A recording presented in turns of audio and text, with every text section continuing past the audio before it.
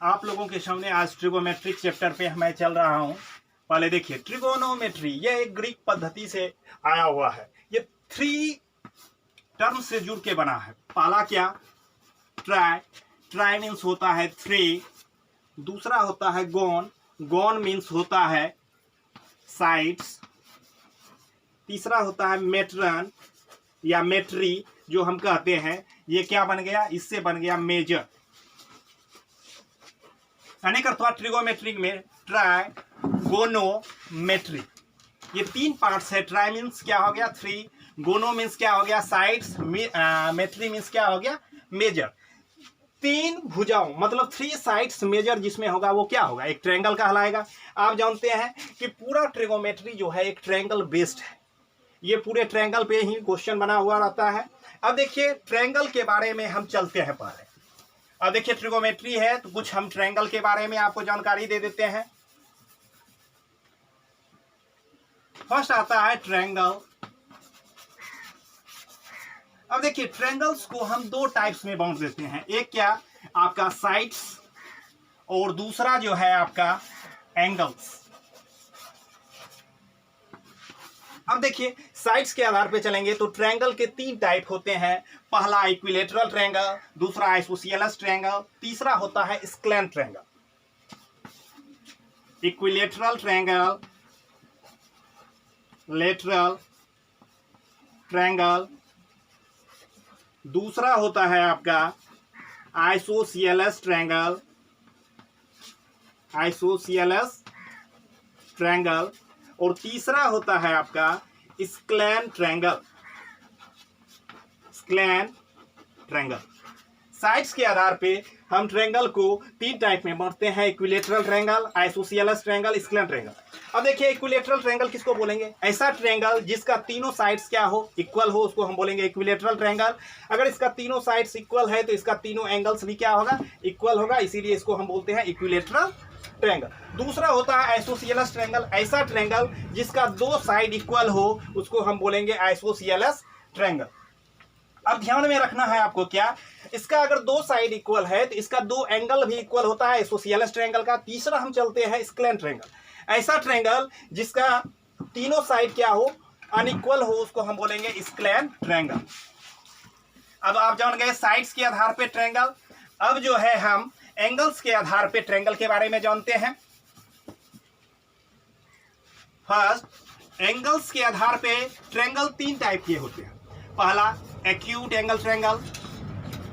Acute angle triangle. दूसरा जो है आपका right angle triangle. Right angle triangle. और तीसरा जो है आपका ऑब्ट्यूज एंगल ट्रायंगल। अब देखिए, एक्यूट एंगल ट्रायंगल किसको बोलेंगे? ऐसा ट्रायंगल जिसका एक एंगल क्या हो? एक्यूट हो, उसको हम बोलेंगे एक्यूट एंगल ट्रायंगल। कहने का अर्थ हुआ क्या? कोई भी ट्रायंगल ले लेंगे, अगर उसका तीनों एंगल्स एक्यूट आ रहा है तो उसको एक्यूट एंगल कह सकते हैं, या कोई एक एंगल भी एक्यूट है तो एक्यूट एंगल हम कह सकते हैं।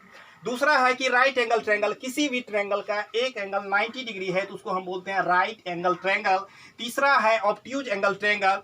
जिस एंगल का, किसी भी ट्रायंगल का अगर एक एंगल 90 से greater than 90 degree, less than theta, less than 180 degree. आप जानते हैं कि किसी भी ट्रायंगल के एंगल का सम 180 डिग्री होता है। तो क्या होना चाहिए? ऑब्ट्यूज एंगल में क्या होता है? एक एंगल जो होता है 90 से बड़ा होता है और 180 से छोटा होता है। एक्यूट एंगल आप जान गए कि एंगल के आधार पे हम 3 टाइप में बांटते हैं। Acute angle triangle, right angle triangle, obtuse angle triangle. आप जानते हैं कि पूरा ट्रिगोमेट्री बेस्ड जो होता है वो राइट एंगल ट्रायंगल पे बेस्ड होता है। अब देखिए, ट्रिगोमेट्री, कोई हम एक मान लेते हैं कि सपोज कर लेते हैं कि हम इंडिया गेट के पास गए। इंडिया गेट के पास खड़े हैं, किसी पॉइंट से हम क्या करते हैं? पॉइंट से खड़े हैं और इंडिया गेट को देख रहे हैं। ठीक है, इंडिया गेट को देखते हैं तो हमको क्या है? इससे हमको हाइट और डिस्टेंस निकालना है। कैसे मालूम होगा? तो हम ट्रिगोमेट्री के सहायता से क्या करते हैं? हाइट एंड डिस्टेंस निकालते हैं। कहने का अर्थ राइट एंगल ट्रायंगल के फॉर्म से हम क्या करते हैं? ट्रिगोनोमेट्री निकालते हैं। अब देखिए दूसरा क्या होता है कि हम कोई छत पे हैं, रोड के पास क्या है, रोड के बाद जो है एक गमला है, और रोड के ऊपर से छत से हम क्या करते हैं, एक गमले को देखते हैं। अगर यहां से हमको इस रोड की चौड़ाई निकालना है तो कैसे निकालेंगे, तो हम ट्रिगोनोमेट्री के फॉर्म से हम क्या करते हैं, इस राइट एंगल ट्रायंगल का मतलब क्या, इसका चौड़ाई निकालते हैं। अब देख लीजिए, जैसे ये एक राइट एंगल ट्रायंगल है, इसका नाम रख देते हैं ABC। राइट एंगल ट्रायंगल है, इसका एक एंगल क्या होना चाहिए, राइट एंगल ट्रायंगल को आपको बताए हैं, किसी ऐसा ट्रायंगल जिसका एक एंगल 90 डिग्री हो उसको हम बोलते हैं राइट एंगल ट्रायंगल, और इसका दो एंगल जो होगा वो क्या होगा, एक्यूट एंगल होगा। आप यहां पर भी थीटा मान सकते हैं, वहां पर भी थीटा मान सकते हैं। अब देखिए इसमें जो है ट्रिगोनोमेट्री के आइडेंटिटीज का यूज हुआ है, जैसे साइन थीटा का ही यूज करते हैं। तो याद रखिएगा, अब जानिएगा कि साइन थीटा क्या हुआ, ये कहां से आ गया। तो याद रखिएगा ये साइन थीटा जो है सबसे पहले यूज आर्यभट्ट नामक मैथमेटिशियन ने किया था, साइन थीटा का यूज। और थीटा जो है ये ग्रीक अल्फाबेट का 8वां नंबर ये है। ऐसे ग्रीक अल्फाबेट का 8वां नंबर, पहले अल्फा आता है, बीटा, गामा, ईटा, इसी तरह से अल्फा थीटा का वैल्यू जो है 8वें नंबर पे आता है। ठीक है। अब देखिए इससे पहले याद रखिएगा, ये थीटा के सामने वाला जो होता है इसको हम बोलते हैं, ये एंगल ए का क्या है, एंगल सी का ये अपोजिट साइड है, तो इसको हम लिखेंगे opposite side to angle A, opposite side to angle A. और ये जो है इसको हम बोलते हैं side adjacent to angle C, side adjacent to angle C. और याद रखिएगा कि एंगल सी के सामने अगर थीटा यहां बिलोंग कर रहा है, थीटा यहां पे क्या है, एक एंगल का निर्माण कर रहा है। अगर थीटा के सामने, याद रखिएगा कि थीटा के सामने वाले को हम परपेंडिकुलर बोलते हैं, इसको पी से डिनोट करते हैं, परपेंडिकुलर, परपेंडिकुलर। याद रखिएगा परपेंडिकुलर, या आप opposite side to angle A कह सकते हैं। इसको क्या कह सकेंगे, side adjacent to angle C. Angle C पे क्या है, इसको हम बोलते हैं बेस, बेस बोलते हैं, जिसको आधार बोलते हैं, इसको बी से डिनोट करते हैं। और ये हाइपोटेनियस है, ट्रायंगल का सबसे लंबा भुजा है हाइपोटेनियस, इसको एस से डिनोट करते हैं। अब याद रखिएगा साइड एडजेसेंट क्या हुआ, मतलब कि ये आधार पे खड़ा, ये खड़ी भुजा को हम क्या बोलते हैं, परपेंडिकुलर बोलते हैं। और ये जो है सतह पे जो लेटा हुआ है इसको हम बेस बोलते हैं। अब हम चलते हैं,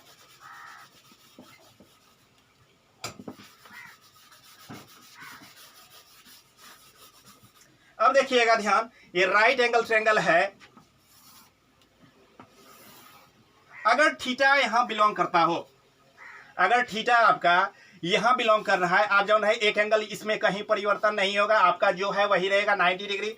अगर थीटा यहां पे बिलोंग कर रहा है, इसके सामने वाले एंगल को हम बोलते हैं परपेंडिकुलर, और इसके बगल वाले को हम बोलते हैं बेस, बी से डिनोट करते हैं। और हाइपोटेनियस तो कभी चेंज नहीं होता है।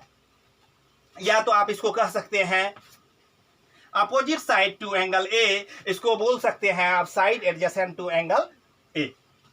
अब देखिए यहाँ पे क्या होता है, आप पीछे क्लास में पढ़ चुके होंगे पाइथागोरस थ्योरम। यहाँ पे पाइथागोरस थ्योरम का भी यूज होता है, हम देख लेते हैं। पाइथागोरस थ्योरम जो होता है वो एक राइट एंगल ट्रायंगल को फॉलो करता है, पाइथागोरस थ्योरम। अब देखिए हम क्या करते हैं, एक राइट एंगल ट्रायंगल बना लेते हैं, इसका एक एंगल 90 डिग्री दे देते हैं, नाम दे दिए क्या, P Q R. P Q R, यहाँ पे कोई भी एक्यूट एंगल ले लीजिए, या अल्फा मान लीजिए, थीटा, जो भी आपको मानना है हम मान लेते हैं। आप क्या पढ़े हैं, पाइथागोरस थ्योरम कहता है कि P R square equal to P Q square plus Q R square होता है। क्या होता है, P R square equal to P Q square plus Q R square होता है। कहने का अर्थ हुआ क्या, पी आर यहाँ किसको कह रहा है, डिनोट कर रहा है हाइपोटेनियस को, तो हम कह सकते हैं कि एच स्क्वायर बराबर होता है P square plus B square. H square बराबर होता है P square plus B square.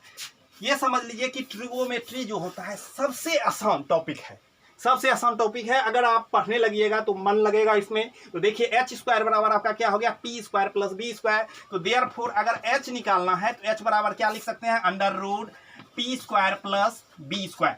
अब इस फार्मूला से हम क्या करेंगे, और दो फार्मूला निकाल सकते हैं। अगर आपको हाइपोटेनियस दिया हुआ हो और बेस दिया हो तो परपेंडिकुलर निकालने के लिए कहे तो क्या कीजिएगा, परपेंडिकुलर स्क्वायर बराबर क्या होगा, hypotenuse square minus perpendicular square.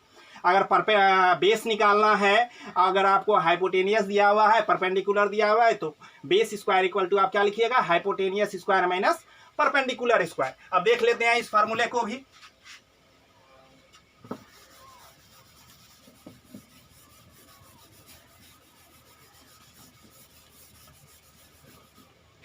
अब देखिए आप क्या पढ़े हैं, फॉर्मूला पढ़े, ध्यान से याद रखिएगा। बेसिक ये फॉर्मूला है, एच स्क्वायर बराबर P square plus B square.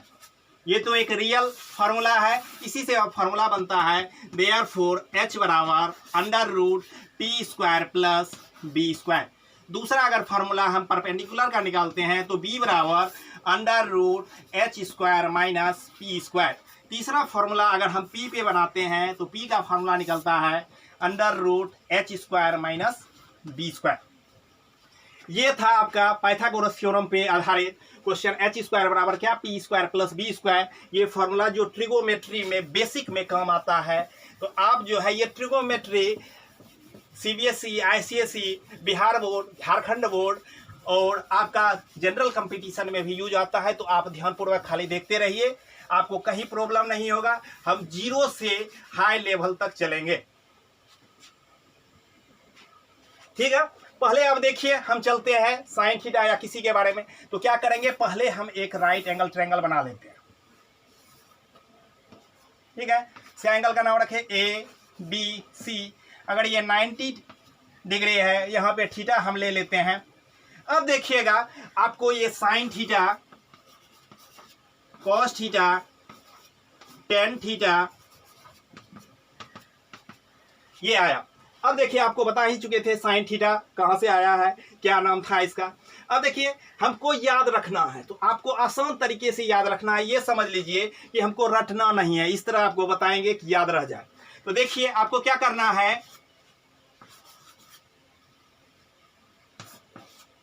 P B P H H B, याद रखिएगा P B P by H H B. कहने का अर्थ हुआ पंडित बद्री, एक मंत्र है, पंडित बद्री प्रसाद हर हर बोल, पंडित बद्री प्रसाद हर हर बोल। कहने का अर्थ हुआ perpendicular by hypotenuse sine theta का वैल्यू होता है, base by hypotenuse cos theta का वैल्यू होता है, परपेंडिकुलर बाय बेस जो होता है ये टेन थीटा का वैल्यू होता है। अगर आपको ये तीन वैल्यू मालूम हो गया तो समझिए कि आप ट्रिगोमेट्री जान गए। सबसे आसान है याद कर रखना, perpendicular by hypotenuse, base by hypotenuse और परपेंडिकुलर बाय बेस। अब देखिए तो साइन थीटा का फॉर्मूला क्या हो जाएगा, बी पी बाय एच, और कॉस थीटा का फॉर्मूला क्या हो जाएगा, बी बाय एच, और टेन थीटा का फॉर्मूला हो जाएगा पी बाय बी। अगर इस ट्रायंगल के अनुसार अगर हम चलना चाहते हैं तो अब देखिएगा ध्यान से, साइन थीटा, मान लिए कि थीटा यहां पे बिलोंग कर रहा है एंगल, अगर यहां एंगल बिलोंग कर रहा है तो साइन थीटा परपेंडिकुलर क्यों होगा। तो आपको बताएं कि थीटा के सामने वाला होता है परपेंडिकुलर और नीचे वाला बेस, और हाइपोटेनियस तो कभी चेंज नहीं होता है। तो साइन थीटा बराबर आप लिख सकते हैं ए बी बाय ए सी, और कॉस थीटा बराबर होता है आपका बी बाय एच। आप जानते हैं बी बाय एच होगा तो बी सी बाय ए सी। आप क्या लिख सकते हैं, बी सी बाय ए सी। तीसरा पॉइंट आप ध्यान में रखिएगा, टेन थीटा, टेन थीटा बराबर होता है परपेंडिकुलर बाय बेस। तो आप लिख सकते हैं यहां पे A B by B C. जैसे ही आपको ये तीन फॉर्मूला याद हो गया, निकालने के लिए आ गया, और याद रखिएगा अगर आपका थीटा चेंज कर ले, अगर थीटा क्या कर दे, इस जगह नहीं दे के थीटा जो है आपका अगर इस जगह दे दे तो याद रखिएगा परपेंडिकुलर बेस चेंज हो जाता है और हाइपोटेनियस तो आपका चेंज होगा नहीं, क्योंकि हाइपोटेनियस फिक्स होता है। और याद रखिएगा किसी भी ट्रायंगल का सबसे लंबा जो साइड होता है वो हाइपोटेनियस होता है, ठीक है। अब देखिए क्या, अगर थीटा यहां बिलोंग कर रहा है तो थीटा के सामने वाला परपेंडिकुलर होगा, तो परपेंडिकुलर आपका यहां पे आ जाएगा और बेस जो है आपका यहां पे आ जाएगा। अगर यहाँ पे साइन थीटा का वैल्यू निकालना चाहेंगे तो क्या होता है, परपेंडिकुलर बाय हाइपोटेनियस, तो परपेंडिकुलर यहाँ पे वैल्यू जो लिखेंगे BC बाय क्या हो जाएगा AB। यहाँ क्या लिखना है BC बाय क्या लिखना है AC, BC बाय AC। और cos थीटा का वैल्यू जो आपको लिखना है तो क्या लिखिएगा AB बाय AC। और tan थीटा का वैल्यू जो आपको लिखेंगे तब tan थीटा का वैल्यू हम क्या लिख देंगे BC बाय AB। इस तरह से हम साइन cos tan का वैल्यू निकालते हैं। अब देखिए याद रखिएगा कि साइन थीटा का रेसिप्रोकल ही होता है कोसेक थीटा।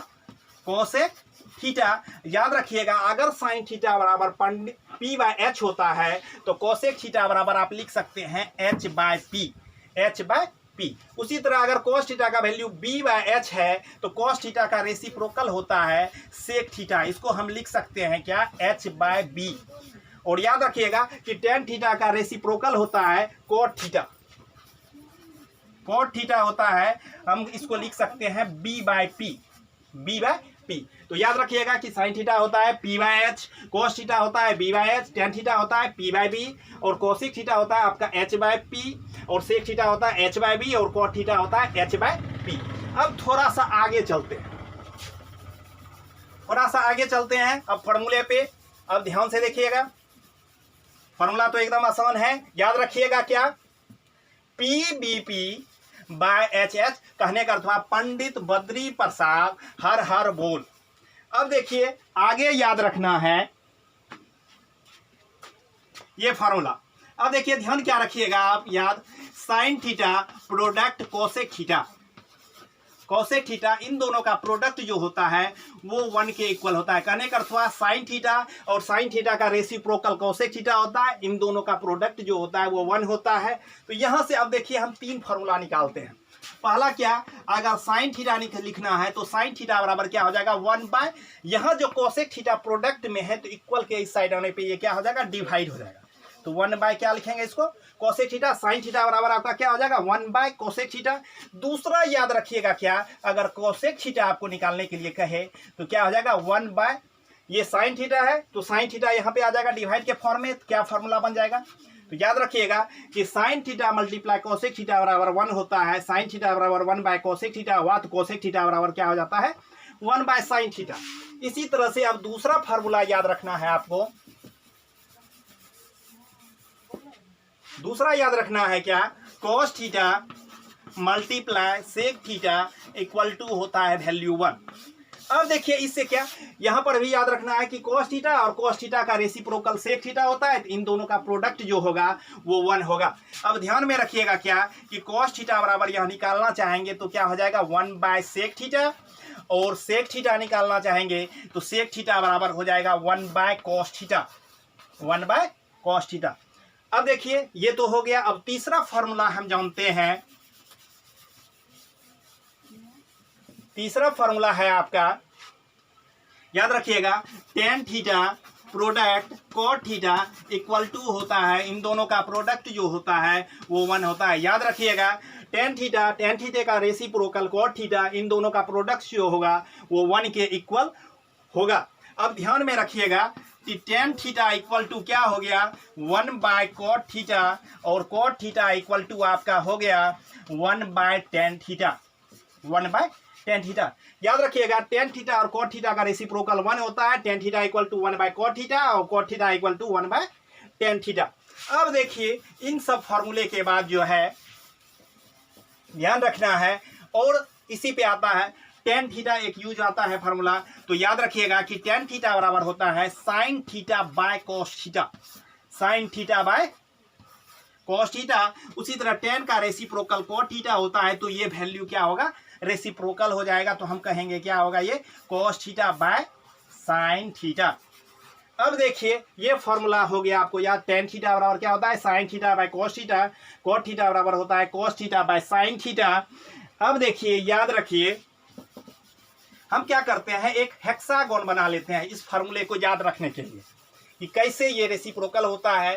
तो याद रखिए हम एक हेक्सागोन बनाते हैं,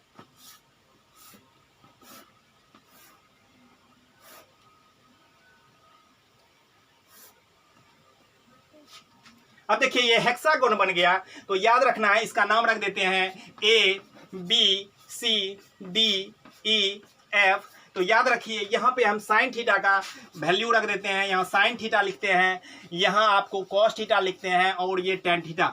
हम क्या करते हैं प्रत्येक के डायगोनल को मिला देते हैं सामने वाले भुजा को। तो याद रखिएगा टेन थीटा के सामने एफ के सामने सी है और साइन थीटा के सामने जो है डी है और कॉस थीटा के सामने आपका है ई है।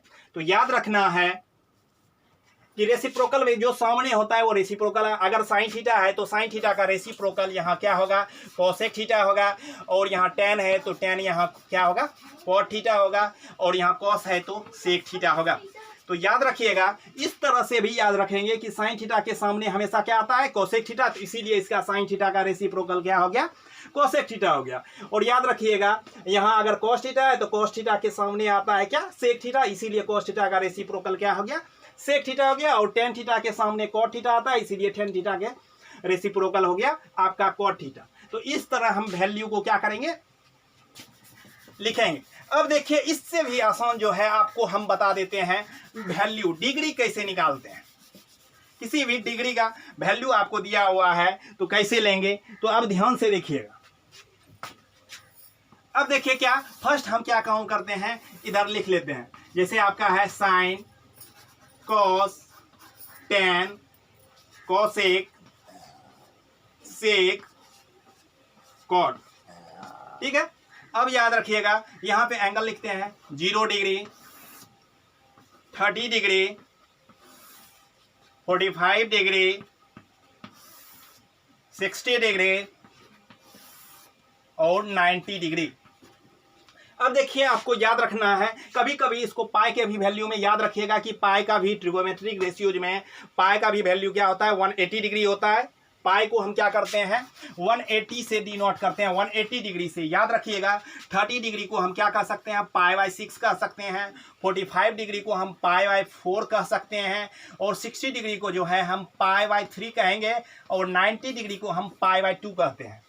अब देखिए अगर इसका वैल्यू हमको याद रखना है, मान लेते हैं रटना नहीं है, रटने से कुछ नहीं होता, माइंड में इस तरह से सेट कर लीजिए कि हमको कहीं भूलने का जरूरत नहीं है।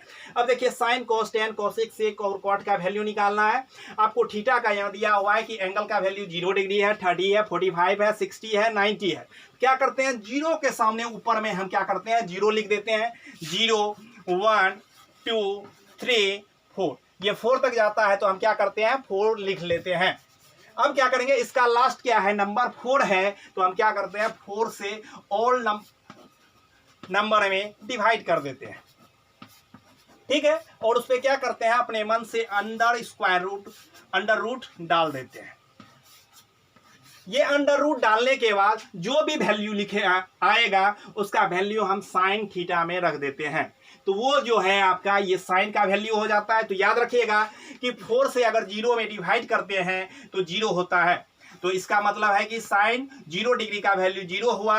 अब देखिए 30 डिग्री कहे या पाई बाई 6 कहे तो 1/4 का जब स्क्वायर रूट निकालेंगे तो 1/2 होगा। तो याद रखिएगा कि साइन 30 डिग्री का वैल्यू 1/2 होता है। अब देखिए 2 से 4 में डिवाइड कर देते हैं तो 1/2 होता है, तो 1/2 का रूट निकालते हैं तो 1/2 ही रह जाता है। उसी तरह साइन 60 का वैल्यू निकालेंगे तो क्या निकल जाएगा √3/2। देखिए √3 का तो रूट नहीं निकलेगा तो √3 हो जाएगा। 4 का स्क्वायर रूट क्या होता है 2 होता है, 4 तो कैंसिल हो गया 1। तो इस तरह से हम क्या करें साइन थीटा का वैल्यू जान गए। देखिए बहुत स्टूडेंट को दिक्कत होता है कि किसी भी नंबर से 0 में डिवाइड करने में या किसी नंबर को 0 से डिवाइड करने में। तो याद रखना है एक ये भी आप ध्यान में रख लीजिए, अगर 0 से किसी नंबर में हम डिवाइड कर रहे हैं तो वो नंबर से अगर किसी भी नंबर से डिवाइड करते हैं तो उसका वैल्यू हमेशा 0 आता है। उसके बाद दूसरा आपको याद रखना है क्या, अगर किसी नंबर को 0 से अगर डिवाइड कर रहे हैं तो इसका वैल्यू हमेशा इन्फिनिटी आता है, मतलब नॉट डिफाइंड होता है। इसको भी ध्यान में रखना है। अब देखिए जैसे ही आपको साइन थीटा का वैल्यू मालूम हो गया, जैसे ही यहाँ पे, तो क्या करेंगे हम क्या करेंगे यहाँ से असेंडिंग ऑर्डर के फॉर्म में अगर बढ़ते क्रम पे याद रखिएगा कि साइन थीटा का वैल्यू जो है 0 से 1 के बीच में लाई करता है।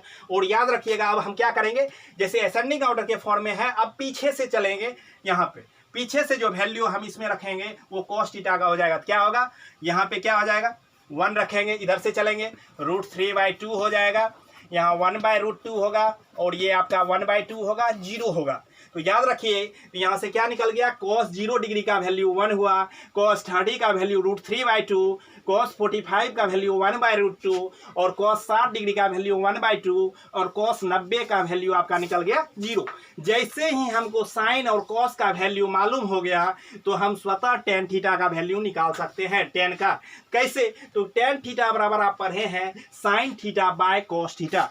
तो क्या करेंगे, अगर हम cos थीटा से sin थीटा में डिवाइड कर देंगे तो tan थीटा का वैल्यू निकल जाएगा। तो याद रखिए, अगर 1 से 0 में डिवाइड करेंगे तो tan 0 का वैल्यू 0 हो जाएगा, और 1/2 में √3/2 से अगर डिवाइड करते हैं तो 2 कैंसिल हो जाएगा, 1/√3। तो याद रखिएगा tan 30 का वैल्यू जो है 1/√3 हो जाएगा, और याद रखिएगा tan 45 1/√2 1/√2 ये कैंसिल हो जाएगा, तो क्या हो गया, 1 हो गया। फिर हम क्या किए, 1/2 से √3/2 में डिवाइड किए तो tan 60 का वैल्यू √3 हो गया, और 0 का अगर हम रेसिप्रोकल करते हैं, 0 से 1 में डिवाइड करेंगे तो क्या होगा, इन्फिनिटी होता है।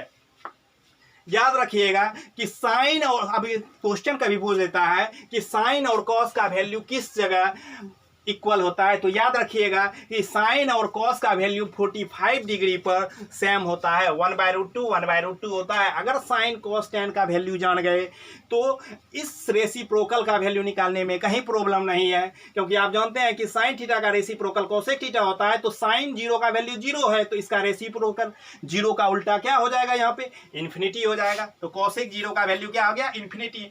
अगर साइन 30 डिग्री का वैल्यू 1/2 है तो आप क्या पढ़े हैं कि 1/2 है, रेसिप्रोकल होता है, तो क्या हो गया, 2/1 कहने का अथवा 2 हो जाएगा। 1/√2 है तो इसका रेसिप्रोकल क्या हो जाएगा, इसमें √2 हो जाएगा। √3/2 है तो इसका रेसिप्रोकल 2/√3 होगा, और 1 का रेसिप्रोकल क्या होता है, 1 होता है। अब देखिए क्या करेंगे, इसी तरह से हम सेक थीटा का वैल्यू जान देंगे और कॉट थीटा का वैल्यू जानेंगे।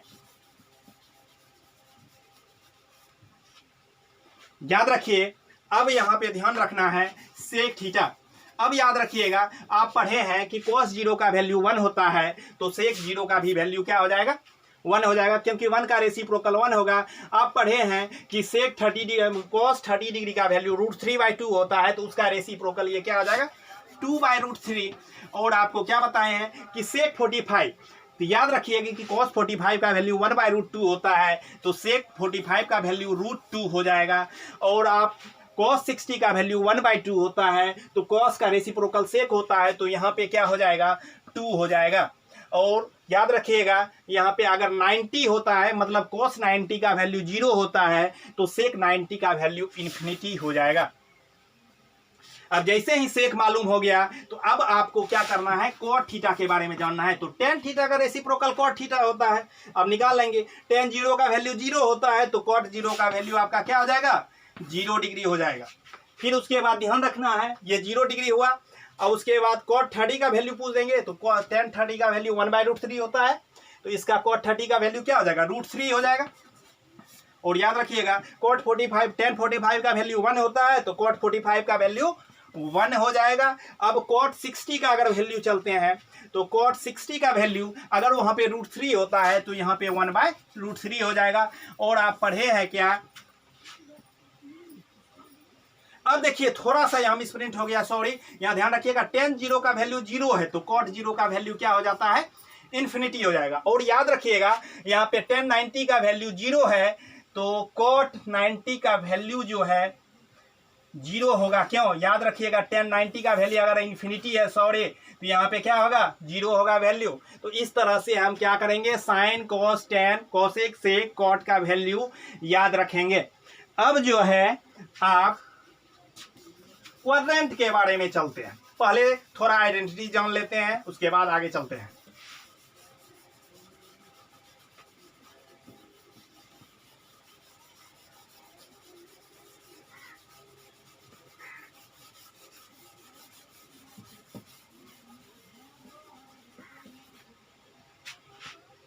अब देखिए, एक क्वाड्रेंट हम बना लिए।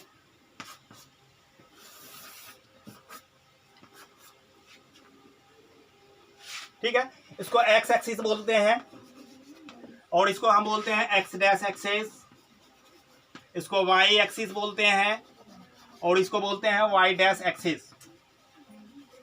ठीक है, देखिए इसका यूज कोऑर्डिनेट ज्योमेट्री में भी होता है। ऐसे आप ट्रिगोमेट्री पढ़ रहे हैं तो कोऑर्डिनेट आप ध्यान दे देते हैं। इसको हम बोलते हैं फर्स्ट क्वाड्रेंट, फर्स्ट क्वाड्रेंट। इसको बोलते हैं सेकंड क्वाड्रेंट, सेकंड क्वाड्रेंट। इसको बोलते हैं थर्ड क्वाड्रेंट, इसको पढ़ते हैं थर्ड क्वाड्रेंट। और इसको हम पढ़ते हैं फोर्थ क्वाड्रेंट, इसको पढ़ते हैं फोर्थ क्वाड्रेंट। याद रखिएगा कि फर्स्ट क्वाड्रेंट में एंगल जो है 0 to 90 डिग्री बिलोंग करता है। फर्स्ट क्वाड्रेंट में वैल्यू जो होता है वो 0 to 90 होता है। याद रखिएगा दूसरा क्या, सेकंड क्वाड्रेंट में जो है वैल्यू 90 to 180 लाई करता है और थर्ड क्वाड्रेंट में वैल्यू 180 to 270 लाई करता है और फोर्थ क्वाड्रेंट में जो है 270 to 360 लाई करता है। याद रखिएगा अभी तो आपके सिलेबस में सिर्फ फर्स्ट क्वाड्रेंट की ही चर्चा है, मगर जैसे ही आप 11th में जाइएगा या 12th या अपर लेवल या ग्रेजुएट लेवल का कोई भी क्वेश्चन या कोई भी कम्पिटिटिव एग्जाम में जाइएगा तो आपको किसी पर भी दे सकता है। तो ध्यान रखिएगा फर्स्ट क्वाड्रेंट जो है 0 to 90 बिलोंग करेगा, सेकंड क्वाड्रेंट में 90 to 180 और थर्ड क्वाड्रेंट में 180 to 270 और फोर्थ क्वाड्रेंट में 270 to 360 लाई करता है। और याद रखिएगा क्या, ये जो फॉर्म चल रहा है ये क्या है, एंटी क्लॉकवाइज डायरेक्शन में है। याद रखिएगा अगर एंटी क्लॉकवाइज डायरेक्शन में चलते हैं तो एंगल जो है थीटा का वैल्यू जो है इंक्रीज करता है, बढ़ता है पॉजिटिव के फॉर्म में। और याद रखिएगा अगर एंगल क्लॉकवाइज घड़ी के दिशा में क्लॉकवाइज डायरेक्शन में चले तो थीटा जो है डिक्रीज करता है, थीटा का वैल्यू क्या करता है, डिक्रीज करता है। और याद रखिएगा कि फर्स्ट क्वाड्रेंट में जो होता है ऑल ट्रिगोमेट्रिक रेशियोज का वैल्यू जो निकलता है वो पॉजिटिव होता है। फर्स्ट क्वाड्रेंट में ऑल वैल्यू क्या होता है, पॉजिटिव होता है। वो साइन थीटा का वैल्यू निकले कि कॉस निकले, टेन निकले, कोसेक, सेक, कॉट, सभी का वैल्यू क्या आएगा, पॉजिटिव में आता है। दूसरा याद रखना है कि 90 to 180 है, सेकेंड क्वाड्रेंट में जो है साइन थीटा और कोसेक थीटा का वैल्यू पॉजिटिव रहता है और अदर जितना भी है वो उसका वैल्यू क्या आएगा, नेगेटिव होता है। अदर जितना भी वैल्यू बचेगा उसका वैल्यू क्या आएगा, नेगेटिव। और थर्ड में याद रखना है कि थर्ड क्वाड्रेंट में टेन थीटा और कॉट थीटा का वैल्यू पॉजिटिव होगा और अदर जो भी रहेगा उसका वैल्यू क्या होता है, नेगेटिव होता है। फोर्थ क्वाड्रेंट में क्या होता है, कॉस थीटा और सेक थीटा का वैल्यू पॉजिटिव होता है और अदर जो है जो भी आपका ट्रिगोमेट्रिक रेशियो जो बचा उसका वैल्यू क्या होता है, नेगेटिव होता है। तो याद रखिएगा अब हम चलते हैं फर्स्ट क्वाड्रेंट के बारे में। फर्स्ट क्वाड्रेंट के बारे में अब ध्यान से रखिएगा, ऐसे कोऑर्डिनेट ज्योमेट्री में जा चलते तो ध्यान रखिएगा इसको हम एब्सिसा बोलते हैं। एक्स एक्सिस को हम एक्स डैश ओ एक्स, अगर यहाँ पे ओ मान लेते हैं तो एक्स डैश ओ एक्स को हम एब्सिसा से डिनोट करते हैं, हॉरिजॉन्टल लाइन और इसको बोलते हैं। और वाई ओ वाई डैश को जो है हम ऑर्डिनेट से भी डिनोट करते हैं या इसको वर्टिकल लाइन बोलते हैं। अब देखिए क्या है, अब ध्यान दीजिएगा, आप ध्यान देना है। अब देखिए क्या, अब इस ट्रिगोमेट्रिक रेशियोज में 90 डिग्री दो बात यूज होता है, एक क्या, कंप्लीमेंट्री एंगल और दूसरा होता है सप्लीमेंट्री एंगल। तो याद रखिएगा कि कंप्लीमेंट्री एंगल किसको बोलते हैं, ऐसा एंगल जिसका ऐसा कंप्लीमेंट्री एंगल, ऐसा एंगल जिसका दो एंगल का सम 90 डिग्री हो उसको हम बोलेंगे कंप्लीमेंट्री एंगल। अगर दो एंगल का सम 180 डिग्री है तो उसको हम बोलते हैं सप्लीमेंट्री एंगल। अब देखिए याद रखेंगे कंप्लीमेंट्री एंगल और सप्लीमेंट्री एंगल। अगर दो कंप्लीमेंट्री एंगल का सम 90 है तो हम देखिए एक मान लेते हैं अगर थीटा है कंप्लीमेंट्री एंगल तो दूसरा क्या हो जाएगा, 90 माइनस थीटा हो जाएगा। ठीक है, अगर आपको बोलेंगे सप्लीमेंट्री एंगल, अगर आप एक मान लिए थीटा है तो दूसरा सप्लीमेंट्री एंगल क्या आ जाएगा, 180 माइनस थीटा, क्योंकि इन दोनों का सम जो होना चाहिए वो क्या होना चाहिए, दो एंगल का सम 180 डिग्री होना चाहिए। अब हम क्वाड्रेंट पे चलते हैं तो याद रखिएगा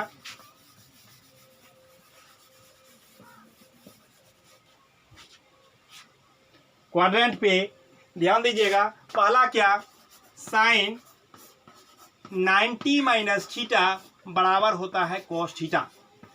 क्या होता है, sine 90 minus theta cos theta होता है। याद रखिए कि इन दो एंगल का सम जो होता है वो कंप्लीमेंट्री एंगल होता है, तो याद रखिए इसलिए साइन 90 माइनस थीटा का वैल्यू जो है कॉस थीटा के इक्वल होता है। उसी तरह याद रखिएगा कि कॉस 90 माइनस थीटा का भी वैल्यू साइन थीटा के इक्वल होता है, साइन थीटा के वैल्यू के इक्वल होता है। तो इन दो वैल्यू में कॉम्बिनेशन है कि साइन का वैल्यू कॉस में चेंज होता है और कॉस का वैल्यू साइन थीटा में चेंज होता है। दूसरा याद रखिएगा tan 90 minus theta equal to cot theta होता है और कॉट 90 minus theta equal to tan theta होता है। ठीक है, इसको आपको ध्यान में रखना है। tan 90 माइनस थीटा बराबर कॉट थीटा और कॉट 90 माइनस थीटा बराबर tan थीटा। अब ध्यान में क्या रखना है आपको,